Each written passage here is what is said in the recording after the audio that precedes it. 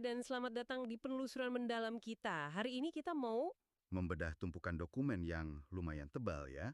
Bener banget, tumpukan transkrip diskusi yang awalnya tuh kelihatan kayak draft kebijakan luar negeri biasa.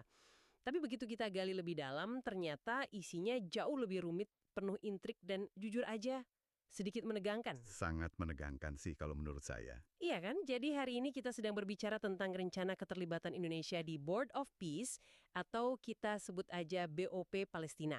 Betul. Tujuan kita di penelusuran mendalam kali ini simple. Kita mau membongkar apa yang sebenarnya terjadi di balik layar dari rencana pengiriman ribuan pasukan kita ke sana. Dan menyaring berbagai sudut pandang yang saling bertabrakan ya. Tepat. Kita cari tahu inti permasalahannya supaya Anda yang mendengarkan ini nggak perlu pusing membaca ratusan halaman laporan. Tapi sebelum kita mulai... Ya. Sebelum kita masuk ke inti pembicaraan, ada satu hal yang perlu kita sepakati dulu bersama Anda. Dokumen-dokumen yang kita bedah hari ini memuat banyak sekali pandangan politik yang sangat tajam dan bisa dibilang emosional. Sensitif banget. Makanya, tugas kami di sini murni sebagai pemandu Anda. Kami tidak memihak sama sekali, baik ke sayap kiri maupun kanan, pro atau kontra terhadap pemerintah. Kami hanya meletakkan semua kartu dan fakta di atas meja secara objektif. Supaya Anda bisa melihat gambaran utuhnya dengan jernih ya. Oke, mari kita urai hal ini. Pertanyaan paling mendasarnya adalah, apakah bergabungnya Indonesia ke dalam Board of Peace ini adalah sebuah manuver diplomatik brilian yang bakal bikin kita bangga di panggung global? Atau justru sebaliknya? Nah, atau ini malah sebuah jebakan geopolitik yang sangat berbahaya. Coba kita mulai dari awal dulu deh. Kenapa sih kita harus ada di sana? Kalau kita membaca catatan dari pihak pemerintah, Misalnya dari kantor staf presiden itu ya. betul, langkah ini sebenarnya diklaim sangat terukur. Rencana pengiriman hingga 8.000 pasukan itu tidak dilakukan besok pagi secara serampangan. Oh, jadi ada tahapannya. Iya, bertahap dan penuh kalkulasi. Logika utamanya adalah mandat konstitusi kita untuk menjaga perdamaian dunia. Ini adalah apa yang dalam bahasa diplomasi disebut sebagai active hedging. Active hedging berarti mencari keseimbangan aktif gitu ya. Kira-kira begitu.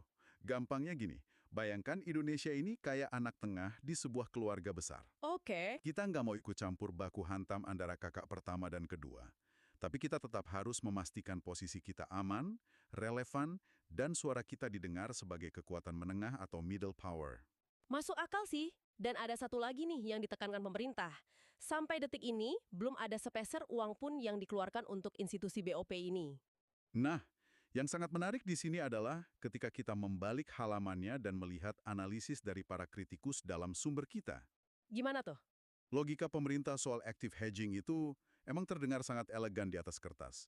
Tapi realitas hegemoni di baliknya memunculkan skeptisisme yang nggak bisa diabaikan. Mari kita bedah struktur internal dari Board of Peace itu sendiri. Oke, strukturnya seperti apa emangnya? Institusi ini sangat didominasi oleh Donald Trump. Sebagai ketua, dia punya otoritas yang bisa dibilang absolut. Absolut gimana maksudnya? Ya, dia yang menentukan siapa negara yang boleh duduk di meja perundingan dan siapa yang bisa ditendang keluar kapan saja. Wah, semena-mena juga ya. Bahkan struktur komando militernya pun sangat terpusat pada arahannya. Dan ada satu detil dari pertemuan perdana BOP yang cukup bikin dahi berkerut nih. Apa tuh? Kepala pemerintahan dari negara-negara lain, kabarnya hanya diberi jatah waktu bicara sekitar... Sebentar, saya baca juga bagian ini, cuma 15 hingga 20 menit. Iya, 15-20 menit saja. Tunggu, 15 menit untuk membahas resolusi konflik paling kompleks di dunia modern. Itu rasanya buat basa-basi diplomatik aja nggak cukup loh. Tepat sekali.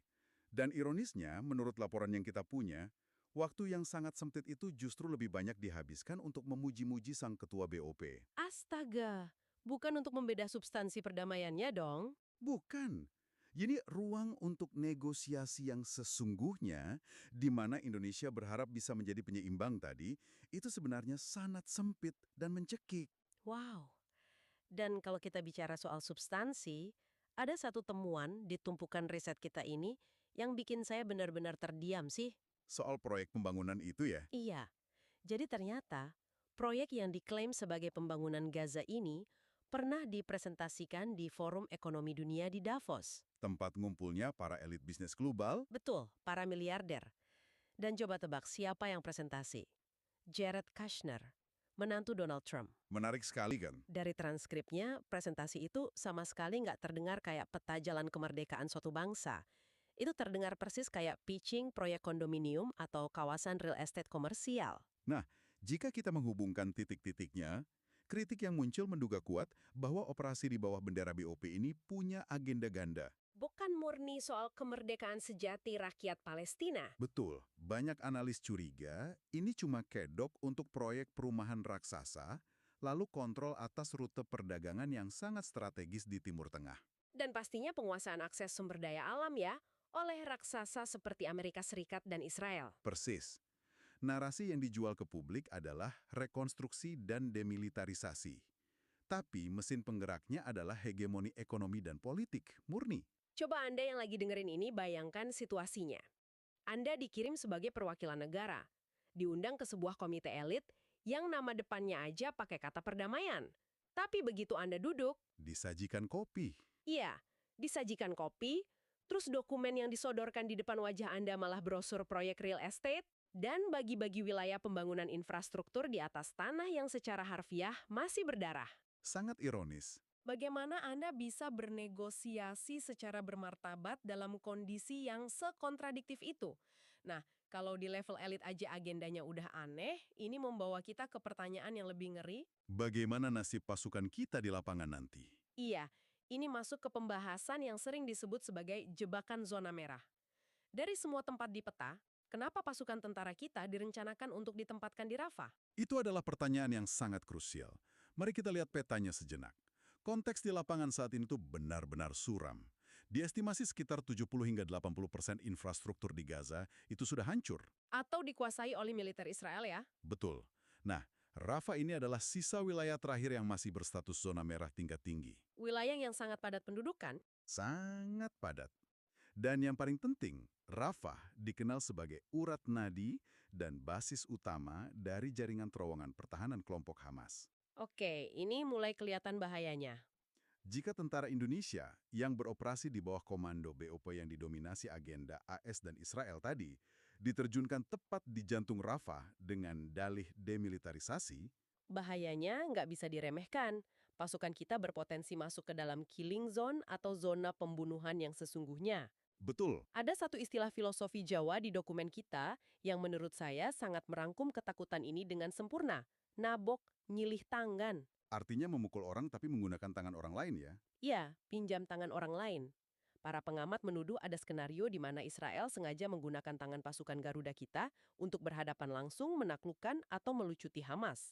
Sebuah skenario yang sangat berisiko. Dan masalahnya gini, selama ini kalau Kementerian Luar Negeri kita berdiplomasi resmi, mereka itu ngobrolnya dengan faksi Fatah, perwakilan resmi Palestina di PBB. Tapi kalau tentara kita turun ke Rafah, Mereka nggak akan ketemu orang-orang Fatah yang berjas rapi. tepat, mereka akan berhadapan muka langsung dengan pejuang bersenjata Hamas yang sedang mempertahankan sisa tanah mereka. Itu dua entitas yang sangat-sangat berbeda. Dan situasi di lapangan yang abu-abu ini memunculkan pertanyaan penting mengenai caveat atau aturan pelibatan militer. Karena pasukan kita nggak bisa asal diterjunkan berbekal niat baik aja kan? Jelas tidak boleh. Harus ada batasan hukum yang jelas. Kalau ternyata tidak ada kesepakatan gencatan senjata yang solid dan pasukan kita malah ditembaki, apa aturannya? Iya, dan apakah Indonesia punya deadline atau tenggat waktu yang mengikat untuk menarik mundur pasukannya kalau misinya melenceng? Kalau tidak ada tenggat waktu dan indikator sukses yang jelas, nyawa prajurit kita dan kredibilitas politik negara sedang dipertaruhkan dalam porsi yang sangat tidak masuk akal. Nah, disinilah bagian yang sangat menarik. Dengan segala risiko sebesar itu, nyawa ribuan prajurit, geopolitik tingkat tinggi, potensi konflik militer berdarah. Anda mungkin berpikir seluruh rakyat Indonesia lagi ngomongin hal ini siang dan malam kan? Kenyataannya, Ternyata tidak. Data percakapan media sosial yang kita punya tuh benar-benar di luar dugaan. Topik soal keterlibatan Indonesia di BOP ini ternyata cuma mendapat porsi sekitar 11,25% dari total percakapan digital. 11%. Iya, Sangat kecil ya. bayangkan, isu sebesar ini tenggelam total, kalah telak oleh kehebohan netizen yang berburu takjil Ramadan atau berdebat soal kuota mudik gratis. Realita media sosial kita. Pertanyaannya, kenapa bisa ada jurang permisah yang sebegitu besarnya antara isu negara dan apa yang diobrolkan masyarakat? Kesenjangan ini sangat bisa dijelaskan lewat kacamata komunikasi publik. Masalah utamanya ada pada bahasanya. Bahasa diplomasinya terlalu kaku ya? Sangat eksklusif. Istilah-istilah seperti resolusi Dewan Keamanan PBB, active hedging, arsitektur keamanan multilateral, itu semua bahasa elit yang sama sekali nggak relatable dengan realitas keseharian masyarakat umum. Bener juga. Bagi kebanyakan orang yang lelah bekerja seharian, perdebatan soal piagam organisasi internasional di Timur Tengah itu terasa ada di planet lain. Jauh lebih relevan mikirin harga beras atau mencari tajil. Diskusi soal BOP ini memang ramai, tapi hanya menggema di ruang gema media arus utama dan akun-akun kementerian saja. Gagal memantik diskusi organik di warung kopi ya, karena bahasanya terlalu high context. Betul sekali. Masuk akal sih.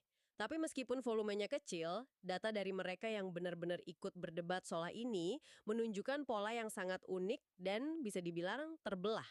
Terbelah bagaimana? Jadi di satu sisi, kalau kita buka Twitter atau sekarang namanya X yang biasanya memang jadi arena debat politik, sekitar 70% sentimennya itu negatif dan sangat skeptis. Mereka nggak percaya pada institusi BOP ya? Iya, tapi anehnya, kalau kita geser ke platform visual kayak TikTok atau Instagram, 55% sentimennya malah positif. Positif. Terkait apanya? Banyak yang bikin konten ngerasa bangga melihat nama Indonesia disebut-sebut di panggung global. Apalagi ada momen ketika tokoh dunia seperti Trump secara spesifik menyebut peran negara kita dalam pidatonya. Oh, jadi ada semacam euforia kebanggaan nasional di situ. Betul, ada rasa bangga yang merona. Perbedaan platform itu menyingkap sebuah paradoks yang sangat mendalam dalam psikologi masa kita. Paradoks yang seperti apa? Kalau kita perhatikan betul-betul, solidaritas rakyat Indonesia terhadap penderitaan warga Palestina itu tidak pernah luntur. Kemanusiaan selalu menjadi nilai yang tak tertawar. Namun, harapan mereka bahwa institusi bernama Board of Peace ini bisa memberikan keadilan yang sesungguhnya justru ada di titik nadir. Sangat rendah harapannya. Ya, netizen yang kritis menguliti satu perdebatan utama. Dari semua pidato megah dan presentasi di Davos tadi, tidak ada satupun yang berani menunjukkan roadmap atau peta jalan konkret menuju kemerdekaan negara Palestina. Jadi paradoksnya adalah kita bangga negara kita diakui keberadaannya oleh dunia, tapi di saat yang bersamaan kita sama sekali nggak percaya pada niat dari institusi yang mengundang kita tersebut. Tepat. Jadi, apa arti dari semua ini? Ini membawa kita ke inti perdebatan paling esensial dari semua tumpukan dokumen ini. Kita sedang melihat benturan keras antara konsep perdamaian ekonomi melawan kemerdekaan sejati. Sebuah dilema besar. Apa sih sebenarnya definisi sukses dari misi BOP ini? Apakah tujuan akhirnya adalah two-state solution, di mana Palestina berdiri kokoh sebagai negara merdeka? Atau kita tanpa sadar sedang diseret untuk melegitimasi sebuah ilusi? Ilusi perdamaian ya. Iya, ilusi perdamaian yang cuma diukur dari seberapa mengkilap aspal jalanan dan seberapa tinggi gedung pencakar langit yang akan dibangun oleh para investor di sana. Kita harus benar-benar berhati-hati dengan apa yang dikemas sebagai Gaza Development atau mega proyek infrastruktur ini. Kenapa begitu? Dalam riset kita, diungkapkan sebuah pola kebijakan historis yang sangat mengkhawatirkan. Seringkali ada kemudahan hukum yang diberikan agar pemukim asing bisa membeli properti di tanah-tanah yang seharusnya dikelola oleh rakyat Palestina. Tunggu, jadi tanahnya dibeli pelan-pelan? Betul. Sekarang, mari kita proyeksikan pola itu ke Gaza yang saat ini rata dengan tanah.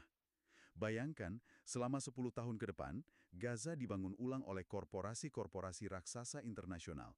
Proyek bernilai miliaran dolar. Oke. Tapi di saat yang bersamaan, ada skenario untuk memindahkan atau kasarnya mengevakuasi jutaan warga asli Palestina keluar dari wilayah tersebut dengan alasan keamanan selama pembangunan. Wah, Pertanyaan kritisnya, setelah semua hotel dan apartemen mewah itu berdiri tegak, siapa yang akan menghuninya? dan ketika pembangunan itu selesai bertahun-tahun kemudian, apakah mereka punya uang untuk pulang? Nah, itu dia. Apakah mereka bisa membeli apartemen di tanah mereka sendiri yang kini sudah disulap jadi kawasan elit? Jangan-jangan proyek infrastruktur ini cuma cara modern dan lebih sopan untuk melakukan pengusiran permanen. Sangat mungkin. Di mana mereka dibiarkan hidup, iya, tapi bukan sebagai warga negara yang berdaulat di ternak kelahirannya. Persis seperti itu. Banyak pengamat dalam sumber kita yang menyebut ini sebagai bentuk imperialisme gaya baru. Penaklukan hari ini tidak selalu harus menggunakan tank dan pendudukan militer klasik yang dikecam dunia. cukup gunakan instrumen ekonomi. Narasinya dihaluskan ya. Diubah menjadi kalian tidak perlu repot-repot menuntut kemerdekaan politik atau kursi di PBB. Sudahlah, diam saja, kami akan bangunkan kalian perumahan bagus, sekolah, dan jalan tol. Tapi masalah fundamentalnya nggak terjawab sama sekali. Sama sekali tidak. Seperti yang ditegaskan berkali-kali dalam diskusi ini, hak paling mendasar bagi sebuah bangsa bukanlah sekedar diberi makan atau gedung mewah, melainkan kedaulatan hakiki. Perdamaian yang hanya bersandar pada ekonomi tanpa memberikan kemerdekaan politik, pada akhirnya hanyalah penaklukan dalam kemasan yang lebih modern. Mengingat seberapa kompleks dan berbahayanya jebakan ini, para analis di dokumen kita sangat menekankan satu rekomendasi utama nih. Apa rekomendasinya? Indonesia tidak boleh bermain solo atau sendirian di dalam BOP. Kalau kita cuma masuk sendirian, suara kita akan sangat mudah ditelan oleh kepentingan negara adidaya. Harus ada aliansi ya? Betul, ada dorongan besar agar pemerintah kita secara aktif mencari apa yang disebut sebagai strategic balancer atau penyimbang strategis. Kita butuh sekutu, negara-negara kekuatan menengah lain, khususnya di dunia Islam, seperti Turki misalnya. Mereka harus dirangkul ya? Harus dirangkul untuk membentuk blok aliansi di dalam BOPP. Dengan begitu, Indonesia punya daya tawar yang jauh lebih kuat untuk menggebrak meja dan memastikan bahwa agenda kemerdekaan Palestina benar-benar dibahas. Bukan sekedar menaikkan kontrak komersial real estate. Betul sekali. Jika kita merangkum seluruh dinamika dari sumber-sumber yang kita bahas hari ini, posisi Indonesia itu ibarat seorang akrobat yang sedang berjalan di atas utas tali yang sangat tipis, di tengah badai angin kencang. Analogi yang pas banget. Di satu ujung tali, kita melihat niat tulus dari konstitusi negara kita, ikut melaksanakan ketertiban dunia, menghapus penjajahan, dan bermain cantik lewat jalur multilateralisme. Itu niat yang sangat mulia. Pastinya. Tapi di bawah tali itu, menganga jurang hegemoni yang siap menelan kita.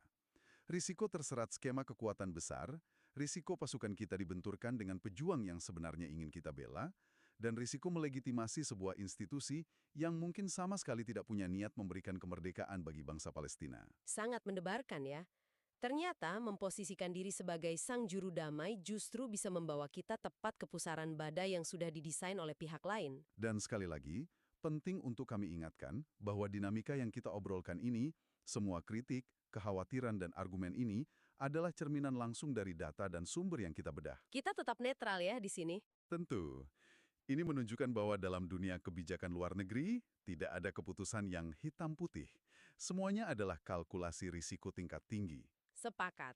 Dan sebelum kita menyudahi penelusuran hari ini, kami ingin meninggalkan Anda Anda yang dari tadi menemani kami menyusuri benang kusut ini dengan sebuah pertanyaan. Sebuah pertanyaan tajam yang terus terngiang dari riset ini, tapi jawabannya belum tertulis di dokumen manapun. Silahkan. Coba renungkan hal ini.